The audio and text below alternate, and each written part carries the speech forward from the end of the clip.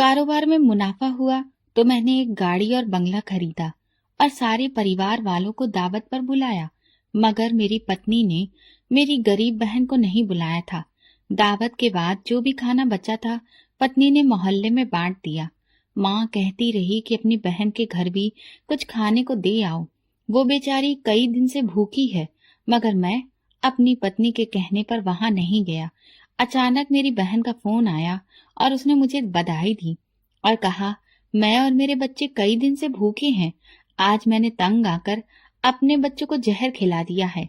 बहन की ये बात सुनकर मेरा सर शर्म से झुक गया। मैं उस वक्त खाना लेकर दौड़ता हुआ बहन के घर गया, लेकिन सामने का मंजर देखकर मेरे पैरों तले से जमीन खिसक गई। मैं जमीन पर बैठकर पागलों की तरह रोने लगा, क्योंकि मेरी बहन ने, भाई खाना ठंडा हो गया तो माँ तुम पर बहुत गुस्सा करेगी, चलो उठो नाश्ता कर लो। ये आवाज मेरी बहन कविता की थी, जो नाश्ता बनाने के बाद मेरे सिरहाने खड़ी होकर मुझे उठाने की कोशिश कर रही थी। मैं जल्दी से उठा और तैयार होने के लिए वॉशरूम चला गया। पूरे घर में दाल चावल की खुशबू फैली हुई थी। ये खुशबू मुझे मेरे बचपन की याद दिलाती थी। जब भी माँ दाल चावल बनाती थी तो घर का हर कोना महक उठता था और यही खुशबू मुझे अपनी पुरानी दुनिया में ले गई थी। डाइनिंग टेबल पर जैसे ही मैं आकर बैठा, मेरी लाडली बहन कविता मेरे पास आकर बैठ गई। सामने माँ थी, जो व्हील चेयर पर बैठी हुई हमें देख रही थी। उनके चेहरे पर वही ममता भरी मुस्कान थी जो मेरे दिल को हमेशा सुकून देती थी। मैंने चम्मच उठाया और गरम दाल चावल मुंह में रखा। वाह माँ, आज तो मजा ही आ गया, मैं खुशी से बोला। कविता की आंखों में खुशी चमकने लगी थी। वो हमेशा यही चाहती थी कि मैं खुश रहूं। अगर मैं बीमार होता तो वो सारी रात जागती रहती। अगर मैं परेशान होता तो मेरे चेहरे के हाव भाव पढ़कर मुझे हंसाने की कोशिश करती।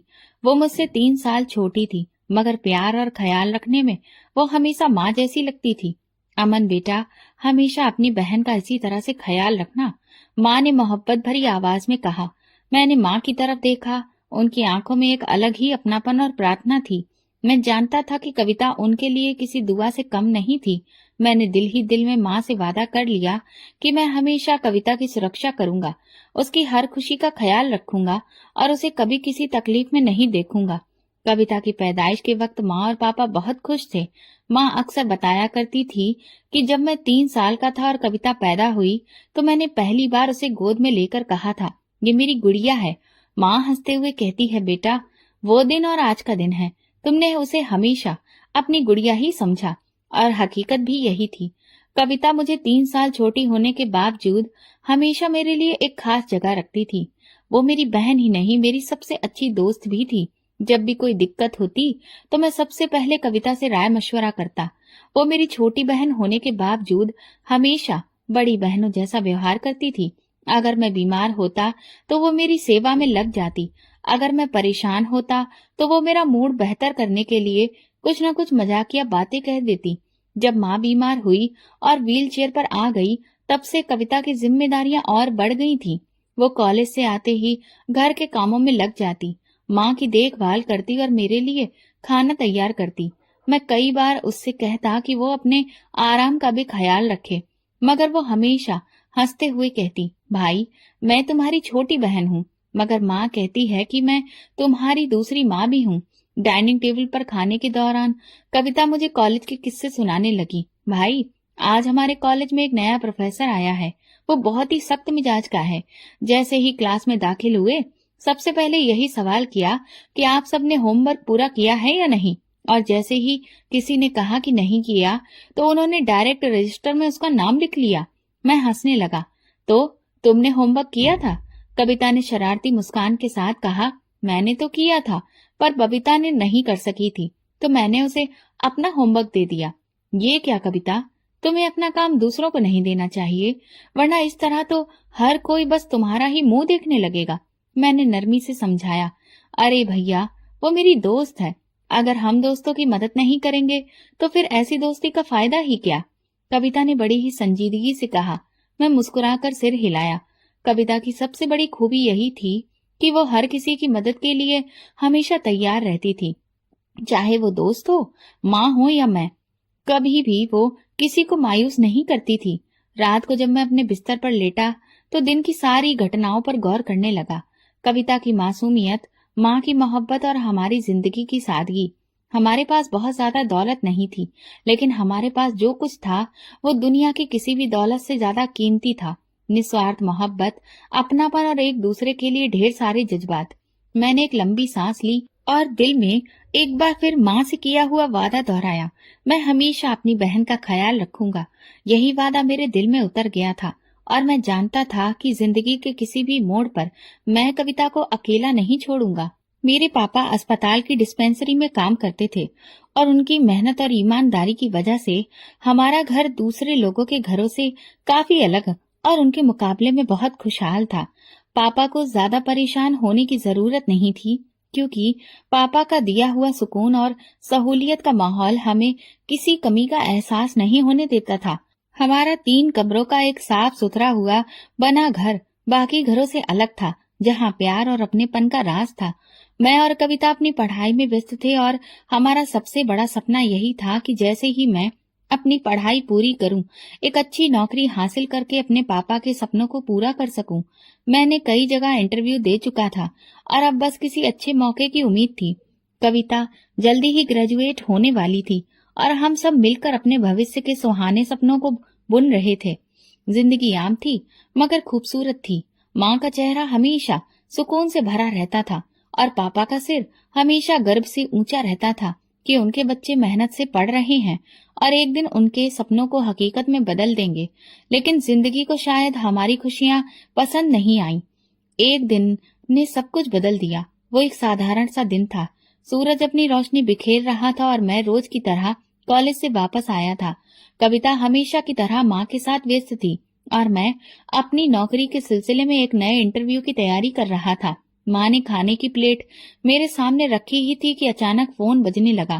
फोन उठाते ही मेरे कानों में एक अजीब सी घबराहट भर गई। दूसरी तरफ से किसी अनजान आदमी की घबराई हुई आवाज आई, बेटा तुरंत अस्पताल पहुंचो, तुम्हारे पापा का एक्सीडेंट हो गया है। मेरी सांसें लम्हा भर को रुक गईं। कविता ने मेरी हालत देखी तो तुरंत माँ की तरफ देखा, जो हैरानी से मेरे चेहरे के हाव भाव पढ़ने की कोशिश कर रही थी। मेरे हाथों से फोन लगभग गिर गया और मेरे कदम अपने आप ही बाहर की तरफ भागने लगे। हम सब कुछ ही पलों में अस्पताल पहुंचे, मगर जो नजारा हमारी आंखों के सामने था उसने हमारे वजूद को हिलाकर रख दिया था। पापा सफेद चादर में लिपटे थे। उनके चेहरे पर एक सुकून था, मगर वो हमेशा के लिए खामोश हो चुके थे। मैं अविश्वास से उन्हें देखता रहा। मेरे दिल की धड़कनें जैसे रुकती जा रही थी। कविता माँ के सीने से लगकर फूट फूट कर रोने लगी और माँ की आंखों में वो दर्द था जिसका अंदाजा सिर्फ वही लगा सकते हैं जिन्होंने अपना सब कुछ एक झटके में खो दिया हो। मेरा वो मजबूत बाप जिसने हमेशा हमें संभाल कर रखा, कभी गिरने नहीं दिया, आज खुद राख के रूप में बदलने जा रहा था। पापा के देहांत के बाद जैसे हमारा सबसे बड़ा सहारा छिन गया था। मैं जो पहले एक अच्छी नौकरी के सपने देख रहा था, अब मजदूरी के लिए दर दर की ठोकरें खा रहा था। पापा की गैर मौजूदगी ने हमें बेसहारा और बेबस कर दिया था। उनके जाने के साथ ही हमारे वो तमाम रिश्तेदार भी गायब हो गए थे जो कल तक हमें अपने खानदान का सबसे जरूरी हिस्सा समझते थे। बेटा तुम फिक्र मत करो, भगवान सब ठीक कर देगा। माँ ने मुझे हौसला देने की कोशिश की, मगर मैं जानता था कि उनके दिल में तूफान उठ रहा था। कविता दिन रात माँ के साथ लगकर उन्हें हिम्मत देती थी, मगर मैं जानता था कि उसकी आंखों में छुपे आंसुओं की कीमत कोई नहीं चुका सकता था। मैंने सोच लिया था कि अब मेरी जिंदगी का सिर्फ एक ही मकसद होगा, मैं अपनी माँ और बहन को हर तरह की तकलीफ से बचाकर रखूंगा।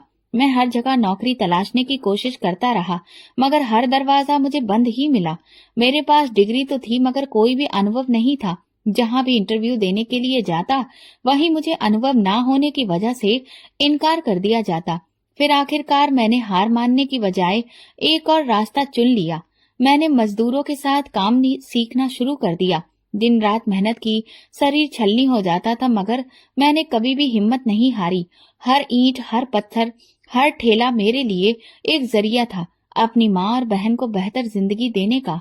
फिर देखते ही देखते कुछ महीने गुजर गए और मुझे इस काम में अच्छी खासी महारत हासिल हो गई थी। मैं अब एक आम मजदूर नहीं रहा था, बल्कि मिस्त्रियों के साथ काम सीखकर खुद को एक कारीगर बनाने की ठान ली थी। मेरी मेहनत को देखकर ठेकेदार भी बहुत खुश हुआ और अब वो खुद मुझे अच्छी जगह पर काम के लिए भेजने लगा था। पापा की पेंशन भी मिल रही थी और मेरी मेहनत से घर का गुजारा भी होने लगा था।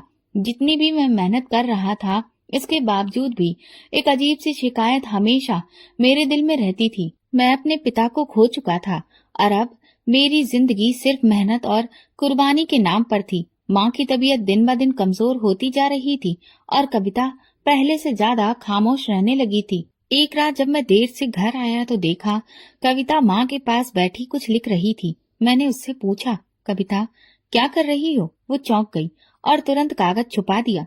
मैंने नरमी से उसका हाथ पकड़ा और कहा, मुझसे कुछ छुपा रही हो? कविता की आंखों में आंसू आ गए। उसने धीरे से कहा, भाई मैं अपने दिल की बात लिख रही थी। पापा के जाने के बाद से मैं बहुत उदास हूँ, लेकिन माँ के लिए हंसती हूँ, तुम्हारे लिए मुस्कुराती हूँ, मगर अंदर से बहुत खाली महसूस करती हूँ। ये सुनकर मेरा दिल जैसे टूट गया। मैं जानता था कि मेरे पास कविता को देने के लिए ज्यादा कुछ नहीं था, सिवाय प्यार और सुरक्षा के। मैंने उसे गले लगा लिया और दिल में एक और वादा किया, मैं तुम्हें कभी अकेला नहीं छोड़ूंगा।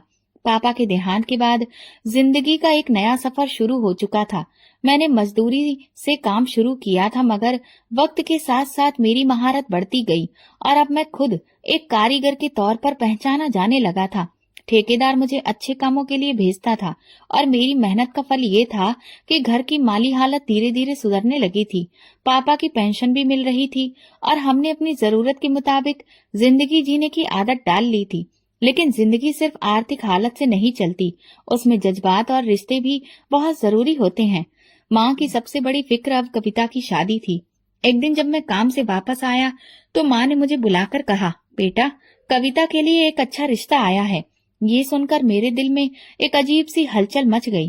कविता अभी भी मेरी नजर में वही छोटी सी बहन थी जो मेरे साथ हंसती खेलती रहती थी, मेरे लिए खाना संभालती थी और मेरी छोटी छोटी परेशानियों को अपनी मानकर उनका हल निकालती थी।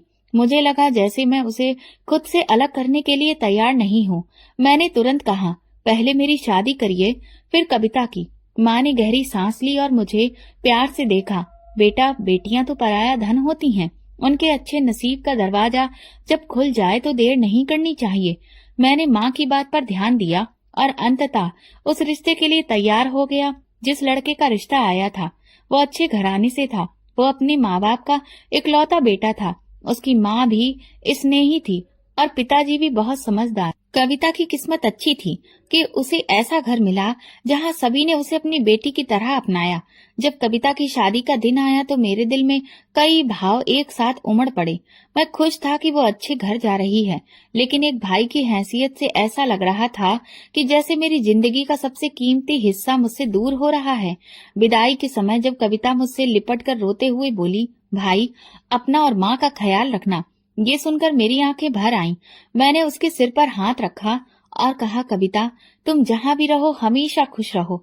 अगर कभी कोई परेशानी हो तो बेझिझक याद रखना, तुम्हारा भाई हमेशा तुम्हारे साथ है। मैंने उसे गाड़ी में बिठाया और वो दूर चली गई। कविता की शादी को कुछ ही महीने हुए थे कि माँ ने मेरी शादी की बात छेड़ दी।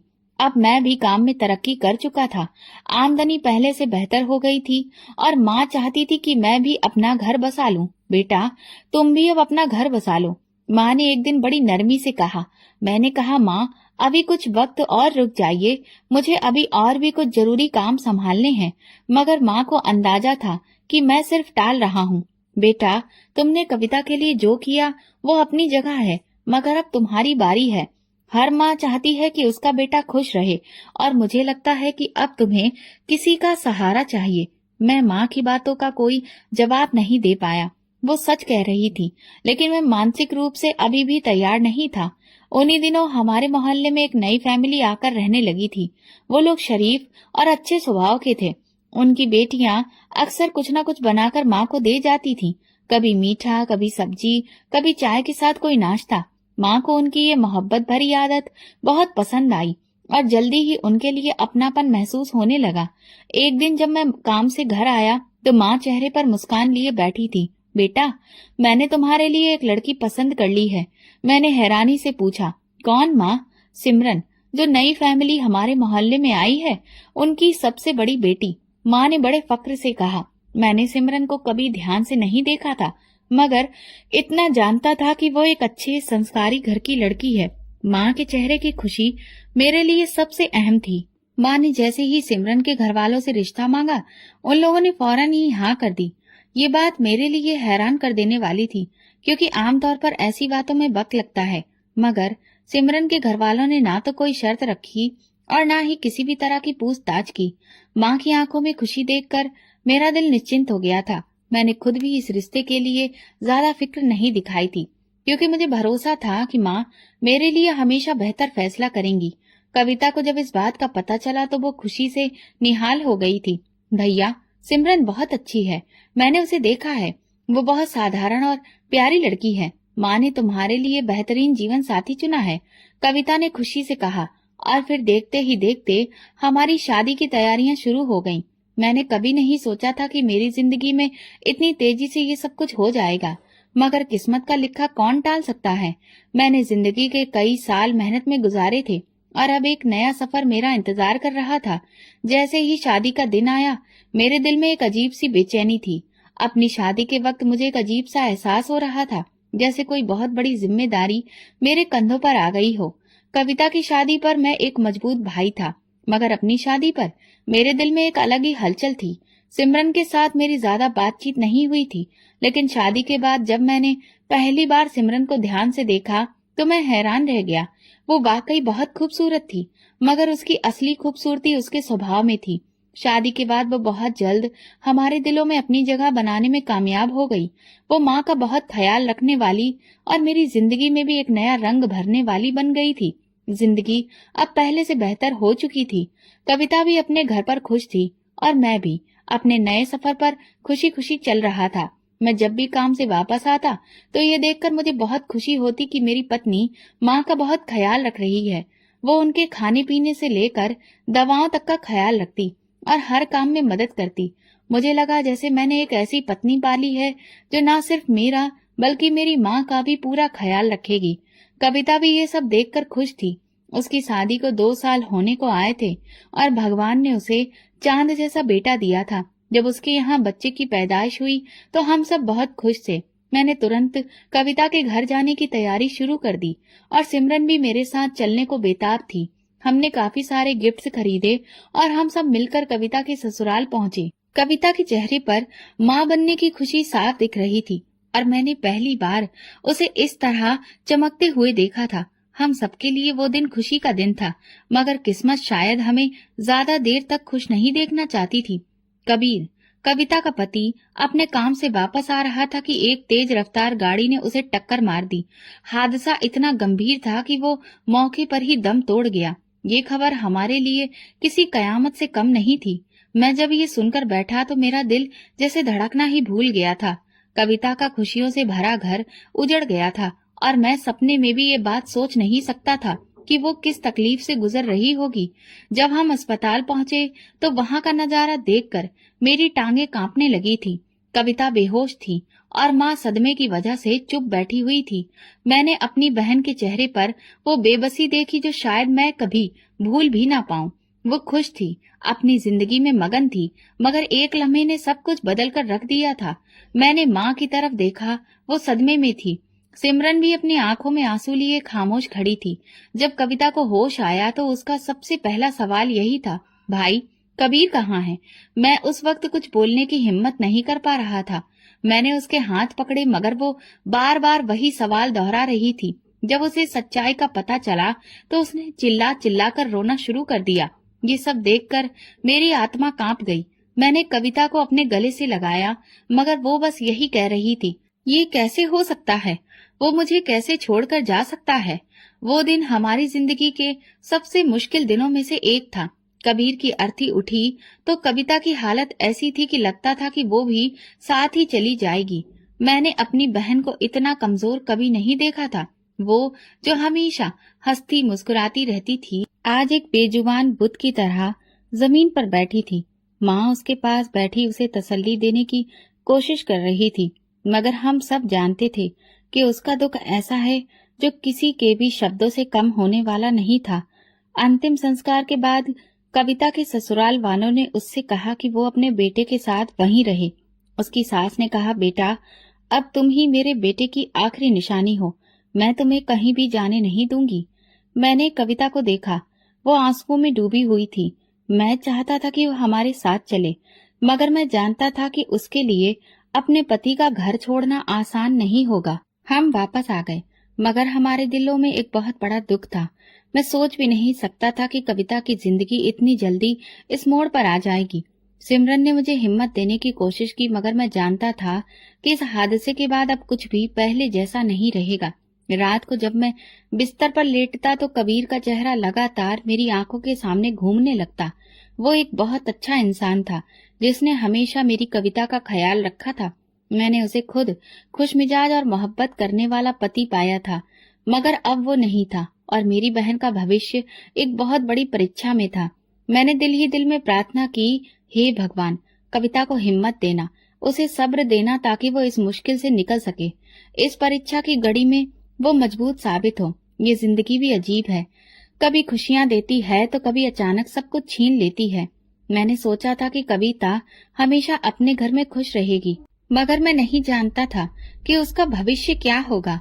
मैं बिस्तर से उठकर बाहर गया, जहां माँ हाथ में माला लिए फेर रही थी और आंखें बंद कर भगवान से प्रार्थना कर रही थी। मैं उनके पास जाकर सिर झुका दिया। बेटा, भगवान से प्रार्थना करो, वो सब ठीक करेगा। माँ की आवाज में दुख था, मगर उम्मीद भी थी। मैंने आसमान की तरफ देखा और दिल में सोचा, क्या मेरी बहन की खुशियाँ कभी वापस आ पाएंगी? कबीर के जाने के बाद जब सब कुछ खामोश हो गया, तो मैंने कविता से कहा कि वो हमारे साथ घर वापस चल चले। वो इस समय के बाद बहुत ज्यादा कमजोर हो चुकी थी और मैं चाहता था कि वो कुछ वक्त के लिए ही सही हमारे पास आकर संभल जाए। मगर जैसे ही मैंने ये बात कही, उसकी सास रोने लगी और कांपती हुई आवाज में कहने लगी, बेटा, मेरा पोता ही अब मेरा आखिरी सहारा है, कविता को मुझसे मत छीनो। कविता के चेहरे पर दुख और बेबसी थी। मैं जानता था कि वो भी अपने पति का घर छोड़कर जाना नहीं चाहती थी। यही वो घर था जहां उसने सपने देखे थे, जहां वो कबीर के साथ खुश रही थी और जहां अब उसकी यादें बसी हुई थी। मैंने कुछ देर खामोशी से कविता की आंखों में देखा और फिर धीरे से सिर हिलाकर कहा, ठीक है कविता, अगर तुम यही चाहती हो तो मैं कुछ नहीं कहूंगा, मगर याद रखो कि मैं हमेशा तुम्हारे साथ हूँ। मैं कविता के ससुराल से वापस आ गया, मगर घर में सब कुछ बदला बदला सा महसूस हो रहा था। माँ गहरी सोच में डूबी रहती थी, सिमरन भी ज्यादा बात नहीं कर रही थी और मैं खुद भी अंदर से बिखरा हुआ था। मेरी शादी को 1 साल होने वाला था, मगर जिंदगी में खुशियां कम होती जा रही थी। सिमरन दिन ब दिन चिड़चिड़ी होती जा रही थी। पहले तो मैंने उसे नजरअंदाज किया, मगर फिर मुझे एहसास हुआ कि उसकी बेचैनी की एक वजह है। उसे बार बार ये महसूस होता था कि वो माँ क्यों नहीं बन पा रही है। वो जगह जगह डॉक्टरों के पास जा रही थी, तरह तरह की दवाइयां ले रही थी, मगर कोई भी नतीजा नहीं निकल रहा था। मैं जानता था कि उसे ये फिक्र अंदर ही अंदर खा रही है कि वो माँ बन भी पाएगी या नहीं, मगर मैं हमेशा उसे तसल्ली देने की कोशिश करता। सिमरन, हमें सब्र रखना चाहिए, भगवान को जो मंजूर होगा वही होगा। मगर मेरी बातें अब उसके लिए बेकार हो गई थी। वो दिन ब दिन और भी ज्यादा कड़वाहट से भरती जा रही थी और इस कड़वाहट का असर अब मेरी माँ पर भी पड़ने लगा था। जो सिमरन पहले माँ की सेवा में कोई भी कमी नहीं करती थी, अब उनसे बेरुखी से पेश आने लगी थी। पापा के बाद मैं हमेशा माँ का सहारा बनने की कोशिश करता रहा था और जब कविता की शादी हो गई थी, तब भी मैंने अपने दिल में ये फैसला किया था कि मैं उनका हमेशा ख्याल रखूंगा। मैं हर महीने कविता को खर्च भेजता था ताकि उसे किसी के भी आगे हाथ ना फैलाना पड़े। वो खुद भी मेहनत कर रही थी, मगर मैं नहीं चाहता था कि वो अपनी जरूरतों के लिए परेशान हो। मगर जब सिमरन को इस बात का एहसास हुआ तो उसने हंगामा खड़ा कर दिया। तुम्हें अपनी बहन की इतनी फिक्र है और तुम्हारी अपनी पत्नी का क्या? मैं तुम्हारे लिए कोई मायने नहीं रखती। वो गुस्से में चिल्लाई, सिमरन, कविता को इस मदद की जरूरत है, वो अकेली है। मैंने उसे समझाने की बहुत कोशिश की, मगर वो और भी ज्यादा भड़क गई। अकेली कैसे है?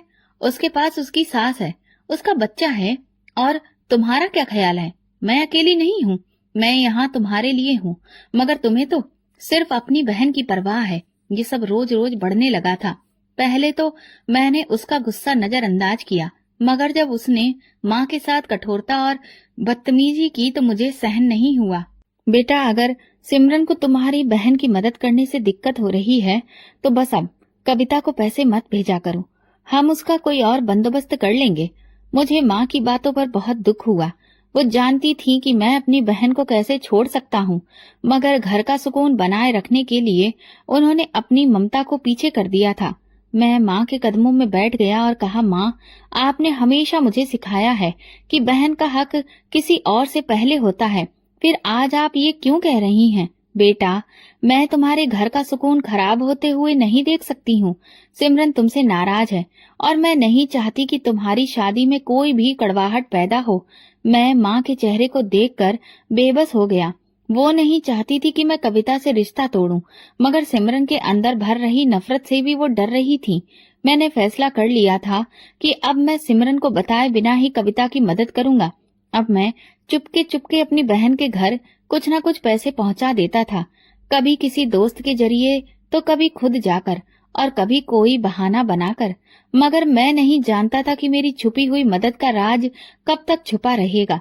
सिमरन के दिल में मेरे लिए तलखी बढ़ती जा रही थी। वो अब ना सिर्फ मेरी बहन बल्कि मेरी माँ से भी दूर होने लगी थी। माँ की आंखों में वही पुरानी ममता थी, मगर उनकी एक खामोशी सब कुछ बयां कर रही थी। ये शादी अब सिर्फ एक रिश्ते का नाम रह गई थी, जिसमें मोहब्बत कम और शिकायतें बहुत ज्यादा हो चुकी थी। कभी कभी रात को मैं जागता और सोचता कि ये सब कहाँ गलत हो गया। क्या सिमरन ठीक कह रही थी? क्या मैं अपनी बहन को ज्यादा ही अहमियत दे रहा था? मगर दिल हमेशा एक ही जवाब देता, बहन का हक सबसे पहले होता है। अगर जिंदगी ने और भी इम्तिहान लेने थे तो मैं नहीं जानता था कि आगे क्या होने वाला है, मगर ये जरूर महसूस कर रहा था कि तूफान करीब है और मैं उसके लिए अभी तैयार नहीं था। मैं अब एक कामयाब ठेकेदार बन चुका था। मजदूरी से लेकर काम सीखने और फिर खुद काम देने तक का सफर आसान नहीं था, मगर मैंने कभी हिम्मत नहीं हारी थी। मेरे लिए सबसे बड़ी खुशी यही थी कि अब मैं अपनी बहन कविता की छिपकर मदद कर सकता था। सिमरन के तीखे रवैये की वजह से मैं उसे खुलकर कुछ भी नहीं दे सकता था, मगर मैं हर मुमकिन कोशिश करता कि कविता को किसी भी चीज की कमी ना हो। कविता खुद भी मेहनत मजदूरी करके अपना गुजारा कर रही थी। उसने सिलाई का काम शुरू कर दिया था और अपने बेटे की जरूरतें पूरी करने की कोशिश कर रही थी। मैं जब भी मौका मिलता उसके लिए कुछ न कुछ भेज देता, कभी कपड़े, कभी दवाइयाँ, कभी थोड़े से पैसे। वो हमेशा शुक्रिया अदा करती, मगर मैं जानता था कि वो ये सब खुशी से नहीं ले रही थी, बल्कि सिर्फ अपने बेटे के लिए स्वीकार कर रही थी। जिंदगी बहुत मुश्किल थी, मगर जैसे तैसे चल रही थी। लेकिन फिर वो दिन आया जिसने मेरी बहन को एक और बहुत बड़े इम्तिहान में डाल दिया था। कविता का बेटा अचानक बहुत बीमार हो गया। उसे तेज बुखार था और 2 दिन में उसकी हालत इतनी ज्यादा बिगड़ गई कि वो बेहोश होने लगा। कविता ने घर में जो भी दवाइयां रखी थीं, वे सारी आजमा ली, मगर उसके बेटे पर कोई असर नहीं हुआ। जब वो अस्पताल लेकर गई तो डॉक्टर ने कहा कि बच्ची को फौरन एडमिट कराना होगा, वरना उसकी हालत और भी ज्यादा बिगड़ सकती है। कविता के पास अस्पताल के खर्चों के लिए पैसे नहीं थे। उसने पहले अपनी सास से मदद मांगी, मगर वो खुद परेशान हालत में थी, ज्यादा कुछ नहीं कर सकती थी, सिर्फ प्रार्थना कर सकती थी। आखिरी उम्मीद के तौर पर कविता अपने मायके चली आई। वो बहुत रो रही थी, उसकी आंखों में डर और बेबसी थी। जैसे ही वो घर पहुंची, माँ ने उसे देखा और तुरंत अपनी व्हील चेयर से उठने की कोशिश की। कविता, क्या हुआ बेटी? तुम इतना क्यों रो रही हो? कविता माँ के गले लगकर फूट फूट कर रोने लगी। माँ, मेरा बच्चा बहुत बीमार है। डॉक्टर ने कहा है कि उसे तुरंत अस्पताल में एडमिट कराना होगा, मगर मेरे पास पैसे नहीं हैं। ये सुनकर माँ का चेहरा सफेद पड़ गया। वो जानती थी कि मेरे बिना घर में ज्यादा पैसे नहीं थे। मैं उस समय एक बड़े प्रोजेक्ट के सिलसिले में शहर से बाहर गया हुआ था और माँ के पास उसे देने के लिए कुछ नहीं था। माँ ने एक लम्हा भी गवाए बिना सिमरन के पास जाने का फैसला किया। वो धीरे धीरे उसके कमरे की तरफ बढ़ी और दरवाजे पर दस्तक दी। सिमरन बेटा, मुझे तुमसे एक बहुत जरूरी बात करनी है। सिमरन, जो पहले ही माँ से दूर हो चुकी थी, बेजारी से दरवाजा खोलकर खड़ी हो गई। जी कहिए, क्या हुआ? बेटा, कविता का बेटा बहुत बीमार है, उसे अस्पताल ले जाना है और हमारे पास पैसे नहीं हैं। अगर तुम कुछ मदद कर सको तो भगवान तुम्हें हमेशा खुश रखेगा। सिमरन ने माँ की बात सुनी और फिर तंजिया मुस्कुराकर बोली, तो अब आपको मेरी जरूरत महसूस हो रही है? पहले तो आपको सिर्फ अपनी बेटी की फिक्र रहती थी और आज जब मुश्किल आई है तो मेरे पास चली आई हैं। माँ ने आंसू भरी आंखों से उसे देखा। बेटी, मैं तुमसे भीख नहीं मांग रही, बस एक माँ के दिल की फरियाद सुन रही हूँ। सिमरन की आंखों में घमंड था।